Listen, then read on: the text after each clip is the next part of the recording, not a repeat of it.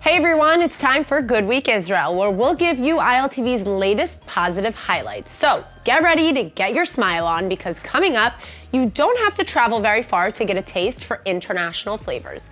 What in the world is hummus milk? And an Israeli startup is changing the meaning on that new car smell. So yalla, let's get started.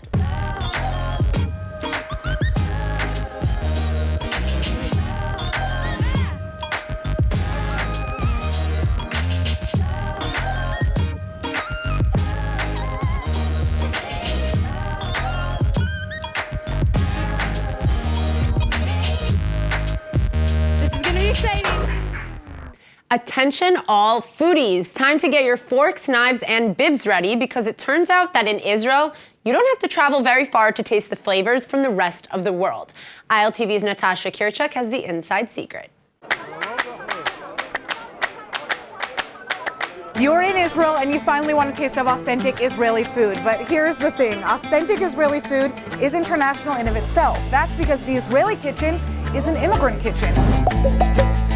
Today, we're going to travel the world through food at one of Israel's most trendy foodie destinations, the Carmel Market in Tel Aviv. This is bocca roast beef. This is the Italian pita. It's not just Italian, it's Roman Jewish. We have special food and even a special language. Buon appetito. I don't even know where to start. Where do I start? Right here. Oh, wow, wow, wow. להכין לך משהו? No, I know I'm supposed to share this with you, but no. There's no really Italian food with no homemade limoncello.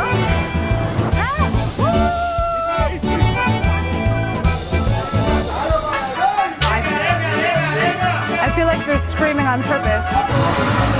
Okay, ready? Panja l'shnia.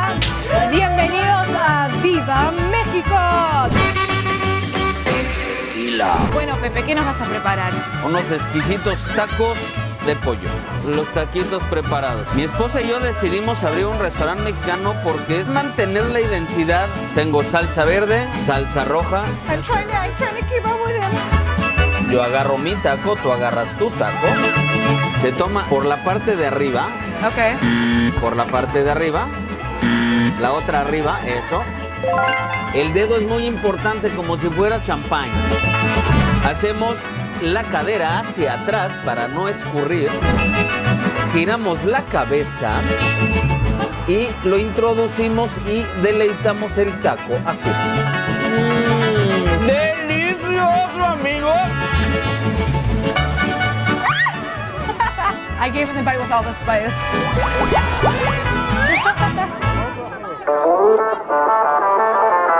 Now we're in Africa, in Libya, at Shuli. All the recipes that he's serving here, he grew up eating in his grandmother's house. Yoav, the man behind the magic, he refuses to be interviewed on camera, but that's okay because we have Eldar, this hot, sexy young man.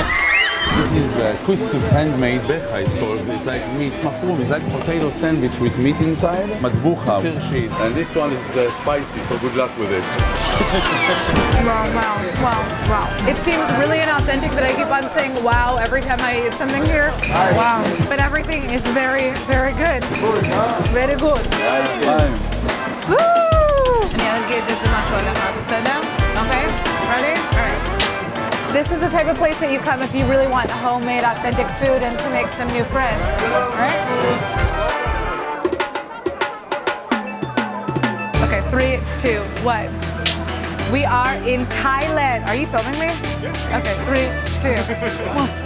Wow, all that alcohol. One thing that I just want to say to everybody here is that beware, if you eat in Israel, you are going to have shots forced down your throat. Welcome to Thailand. I hear a lot of stories that people go to Thailand and they are like to eat Thai food. So that's why I have an idea to open here. I don't think I can handle any more spice today. Yeah, you see it's spicy now. They like spicy, they like the taste of the food. I've eaten so much today in the shuk that I don't think I can go on. So we're just gonna watch other people eat here. Was it hard for you to move to Israel in the beginning, or do you like Israel? I love it. Love here. I feel like I'm in home. ขอบคุณค่ะ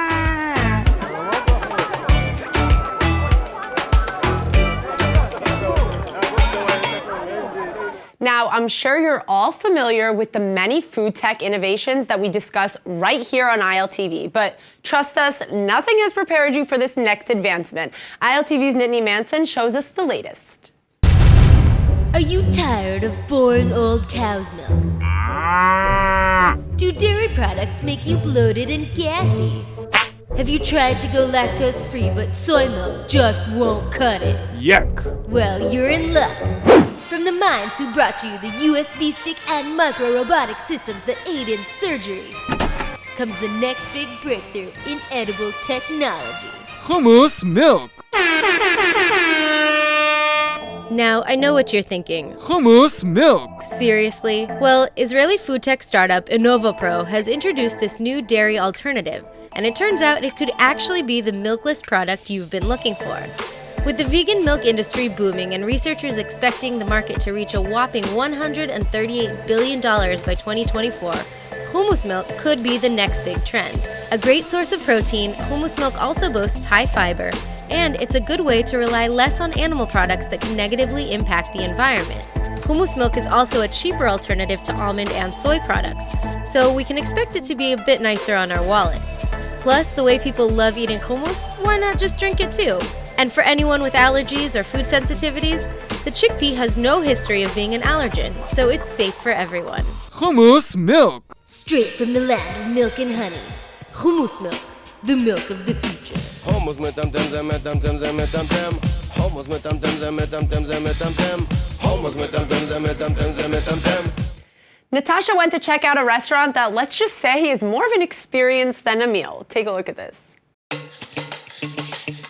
Would you be willing to order a meal without actually having any idea what you're going to get? Well, this is Mystery Box, and it may be the weirdest restaurant to have ever opened up in Israel. I'm about to enter a black box, and apparently I'm going to come out with lunch. Hello? Is there anybody there? Who are you? I am the professor. Welcome to the mystery box. Is there a menu here? There is no menu. You have to roll the cube before you start. What you got? Is a question sign or not? No, I didn't get a question sign. Why? What would happen if I got a question sign? If it was a question sign, you are a lucky girl, so the meal is on us. The next step that you have to choose one of the boxes. I think I'm gonna go for number 3. That's my favorite number. Okay, what did I get? This is exciting, it's a surprise. It's a brown cube, so you will get the meat meal. Okay. Our meat meal for today, it's special with asado. It's asado? Yeah. Ooh, he knows I'm Argentinian. You put your money here, in this box. Do you want to dance a little bit? What did you ask me? If you want to dance. Where's the music? Are we humans? Or are we dancers? My food is finally ready. And look at this dish I have here. Wow. This looks good. I am excited. So, who's behind this insane idea?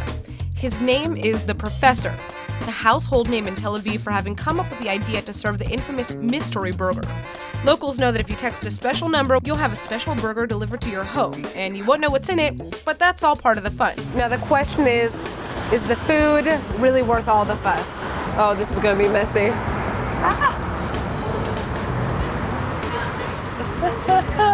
And I just discovered some black gloves on the side. We have to see what the sauces are. Well, that's spicy. I would give this a thumbs up. I can't really tell you how the other meals taste, but you know, I guess I'm gonna have to come back because I love surprises. Now, finally, an Israeli startup is changing the meaning of new car smell. And it's not just a simple new fragrance, because Moodify is replacing classic pine-scented air fresheners with something they call an active scent, and it could save your life. Similar Similar to how white noise machine masks sounds, Modify White eliminates a driver's perception of a bad smell by temporarily affecting how the brain interprets smell. And here's how it works. Essentially, the device generates molecules that send a different smell to the brain so that bad odors won't be recognizable. But Modify isn't only working to confuse your nose. Modify Red is actually designed to keep drivers awake 100% of the time, which company heads say could save your life. Today, cars can sound an alarm if they're drifting into another lane, but they can't keep the driver alert. Well, this product is designed to sense when a driver is nodding off and respond with a blast of an unpleasant scent that can wake up the driver. And the technology is to be stored underneath the car seat or in a ventilation system of the vehicle. The idea is that the car dealers would sell them at a cost of around $50 with 12 cartridges to be swapped out monthly. And the startup has already raised $1.6 million in October from Toyota. Quite the vote of confidence.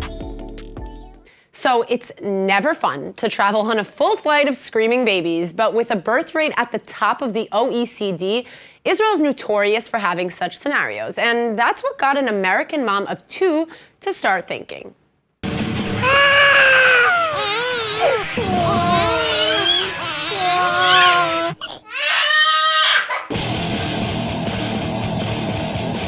It's never fun to travel on a flight full of screaming babies, but with a birth rate at the top of the OECD, Israel is notorious for having such scenarios.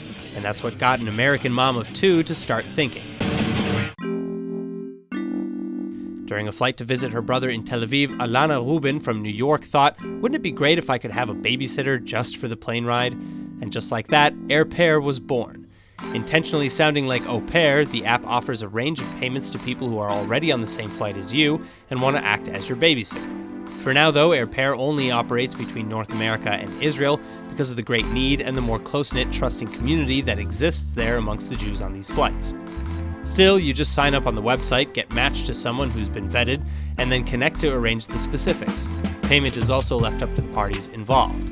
But some sign on for just $20 an hour, some request their flight be covered, and some just volunteer because they want to do a good deed. Finally, if you thought only struggling parents had use for this idea, think again. Since the launch of the platform, elderly flyers, unaccompanied minors, and the disabled passengers have all reached out for a helping hand.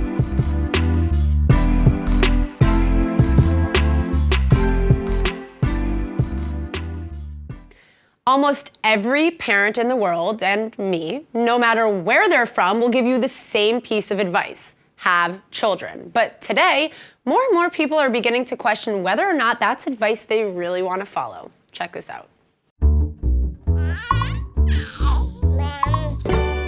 When are you having kids already? מה יהיה? נו, אתם ביחד כבר מלא זמן. יגמרו לך הביציות. אמא שלך מחכה. Your life will mean nothing without kids. זה לא הולך ככה. ילדים זה שמחה. Your biological clock is ticking.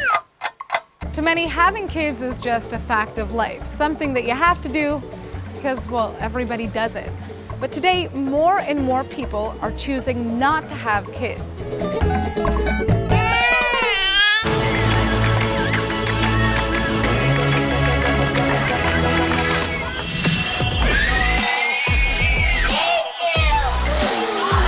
The number of babies born in the U.S. has fallen to the lowest level in 32 years. In the UK, the proportion of women who have never had children has doubled in a generation. But get this, Israel actually has the highest fertility rate in the OECD, which is why choosing to go against society's wishes by not having a child is even harder. Every stray cat is more appealing to me than a baby. When I was around 7 or 8, a lot of my friends had baby brothers. I never understood why they're so excited about it. It's just, I don't know, it didn't do anything to me. I like cats better. Yeah. I decided that I didn't want to have kids. When I first told my parents, I was about 12, and they obviously said, you don't know anything, you're too young. I think only about when I was 30 and afterwards they started to realize that I really am serious about this. And my mother probably still hopes that I will change my mind.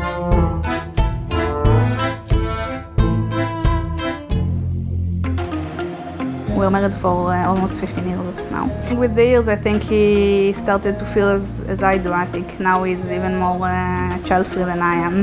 My husband says children will ruin your financial state and it's bad for the environment. The environmental toll of having even one child is enormous. According to a Swedish study, having one less kid per family can save an average of 58.6 tons of carbon each year. Some believe having children is one of the most selfish things humans can do from a biological perspective. I'm a psychotherapist and I specialize in women who don't want to have children. Some women might have an inner voice that says, no, I don't want to become a mother. Women might have difficulties with their health or economical difficulties. It's true. Having a kid is a big expense. Raising a child from 0 to 18 will cost you just about 612,000 shekels here in Israel. That's $170,000. The cost of what many call happiness. But no matter what your reasoning is, the choice to not have a kid is often stigmatized. When you're saying I don't have any kids, they assume that you have some problems.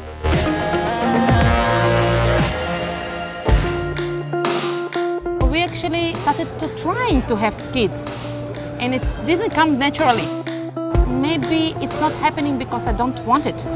And then I decided that I don't want it. I really don't want it. I'm singing and I'm performing and I'm traveling all over the world. I don't think this option would be very open for me. Some women choose to take care of kids because maybe this is the meaning of their lives. For me, it's different. It's not the meaning of my life. After I shared my experience, I realized there is a lot of women, they don't want to have children, but they don't know that it's okay to share or to ask or to think about it. At the end of the day, regardless of what society says, more and more people are viewing childbearing as a choice rather than a necessity. After all, bringing another child onto this planet is a world-changing decision.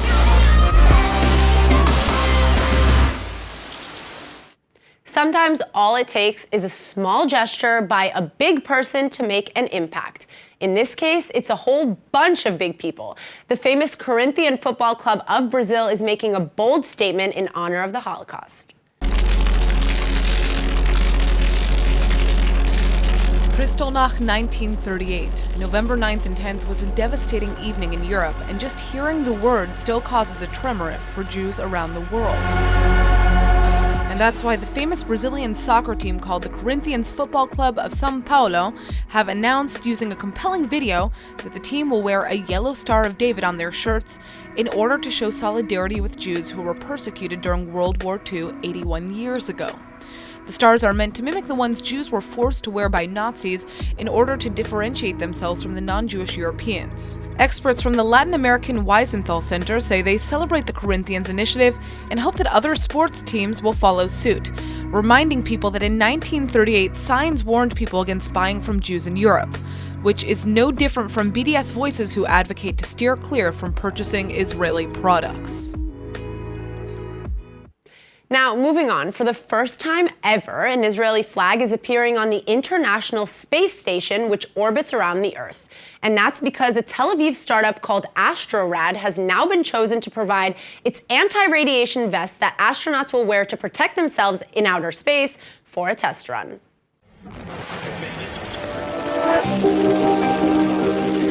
Now, in the wee hours of Saturday morning, the vests went into a supply flight with 4,000 kilograms of equipment headed for the space station. And 3 female American astronauts are set to wear the suit in varied gravity conditions at the space station in order to get feedback on range of motion and overall comfort. The vests were created with the help of the Israel Space Agency as well as Lockheed Martin, and they protect bone marrow, lungs, and the chest and the ovaries, which is ideal for women since the ovaries are particularly susceptible to tumors as a result of radiation. And finally, the space station is shared by 5 space groups, including the United States, Russia, Japan, Europe, and Canada. Israel has never before participated in the Summer Olympic Games for surfing, but that's finally all changing ahead of the next event. Israeli surfer Anat Lelior won her first ever qualifier event, putting Israel on the map for surfing in the Tokyo 2020 Olympics. And Lelior is currently in the Israeli Defense Force, but she says she's getting a load of support from the army while she rides that Olympic wave, hopefully all the way to the east. After taking first place at an August World Surf League event, Lelior went on to qualify for the Olympics in another match 3 weeks later, and the surf pro will represent Israel under the Women's European slot. But only 2 of each gender are allowed to compete per country, and Lelior's spot on the team has not been confirmed. Still, she says surfing has allowed her to make friends from Iran, Costa Rica, and Hawaii, and she's being sponsored by an investment company and surf shop in Israel, saying that because of this experience, she's expecting even more from herself. Now, are you ready for a one-of-a-kind look at Israel's incredible countryside? Because if so, listen up. The 16th annual Israel Ride is now officially underway, and best of all, it's for a good cause.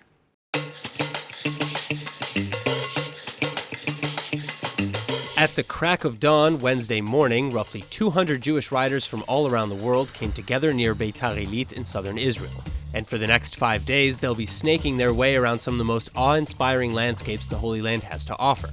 Now, the 16th annual Israel Ride is a fundraiser for peace, sustainability, and environmentalism in the Middle East.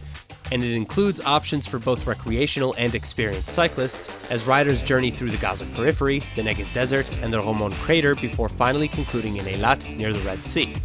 Also, last year, the organization raised over $5 million for charity organizations Chazon and the Arva Institute. But this year, they hope to top that record. Chazon creates sustainable Jewish communities while also running retreats and educational programs. Then the Arva Institute focuses on environmental studies and regional cooperations on sustainable living between Israel and its Arab neighbors. But regardless, check out the annual ride next year for your chance at seeing Israel in a wholly new way. That's all for today's Good Week Israel. Hope we've helped you start your week with a smile. See you next time.